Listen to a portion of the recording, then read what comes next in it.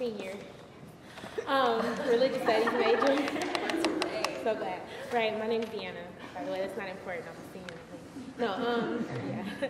I did BATHSHEBA, and I did a different interpretation, because when you hear her, most people think one thing, and I just totally thought a different thing. So, here we go. Hi. I'm glad you came, because most people wouldn't. You would think for one of the juiciest stories around, people would come from miles to hear it. I guess not. Anyways, just so you know, I've heard the rumors. I've seen the looks. I mean, I'm not completely oblivious. You call me a slut, a whore, a wench.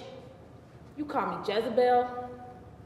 I do not belong grouped with the likes of her. I'm just saying. Besides the names, there are some severe accusations. Adulterer to start it off. It seems as everybody and their mama thinks I tempted David. That is not the case. I remember it like it was yesterday. On the last day of my monthly cycle, I had to complete the last step by taking a ceremonial bath. Me and my maid went outside. She said the blessing. The bath happens every month, like clockwork. Nothing out of the ordinary. Garden, strip, bathe, blessing, dry, and sleep. Except there's this loud banging at the door. I just know why they're here, to tell me Uriah is dead. You know, my husband. So I braced myself for the inevitable. After all, he is a warrior. I did say my last goodbyes to him months ago. But the goons at the gate are saying, get dressed. The king needs you immediately. Well, why the hell would the king want me? I mean, I know my family worked for him and all, but why would he want me? Since the guards were so impatient, I dressed and I left. Okay, so here's just part.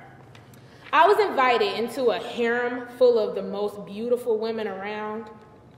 I was rebathed and oiled. I mean, I felt like I was being pickled. The women said, I was ready. We all know what happened now. Okay, I just laid there and it happened. No words were exchanged by me and him. And once he done his business, he sent me home. He didn't even have the decency to kick me out. Now, does that seem that I had to play the part of a temptress? This romantic escapade forgot all the fucking romance. It was sex and it was over. Ushered out the palace at night, I cried for hours. I mean, what if somebody told? What if my husband found out? These questions were soon answered. I was with child. So here's the dilemma. David, king, husband, warrior, who had been gone for some months now, me, baby. All of that equals me stoned by the same people I went to the market with. So I did what I could. I sent a letter to David. Not knowing what was going on, I had one of my maids go near the palace every day, because there's always gossip being shared.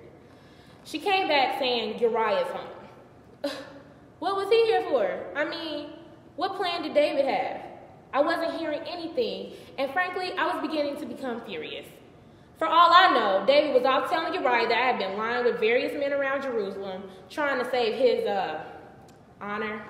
He was, after all, the man after God's own heart. So what did I do? I cooked all of Uriah's favorite foods. I prepared the house. I put on my most luxurious robes and gowns. I would show him I was worth keeping. He would forgive me. I mean, I was his husband. I mean, I was his wife. Well, needless to say, I never saw Uriah again. Not until his funeral, at least. Okay. I mourned and cried. God, I really did love that man. We followed all the rituals, and he had a very pleasant burial.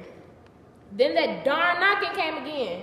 The palace guards packed up my stuff and shipped me off to this harem. I mean, oh yeah, I was queen. David's wife. And amidst all of this, my baby boy was near birth. And the whispers around the palace told of my baby dying. Why? What did this beautiful baby boy do? I didn't believe a word of it. I held my head high, and I awaited the birth of my son. The closer the day was to have him, the more the rumors sped up. You know people. Now, there's this accompanying story. Oh yeah, David killed Uriah. Oh hell no, this is an outrage. Was he trying to protect me? Or was he covering up for himself? You know, he would do that. Why did this happen to me? I mean, why? Before my mind could even formulate a response, my beautiful baby boy was born. but he was sick. All y'all know about how David pleased with God for our son. But what you don't know was how I pled for my son. I screamed, I yelled, I sang, I cried. I did all I could, but it didn't matter because my son still died. So let's recap this story. David uses and rapes me. He kills my husband, lies about it, and who the hell gets punished? Me and my son? All through history, either nameless or full of blame, he gets to go down in history as one of the greatest kings in Israel. Let me tell you something. He was lousy. He was the whore. He was the Jezebel. I tempted him. Yeah, I may have ended up as queen, but I struggled. I mean, I went through so much at the hands of that man. Hell, I deserve to be queen. After all, I was the noble one, you know, forgiving, forgetting, and all that jazz. So now you know the story. Maybe you won't be so quick to call me a slut or a whore, because you need to give the title to who deserves it. I am Bathsheba, better yet, Queen Bathsheba.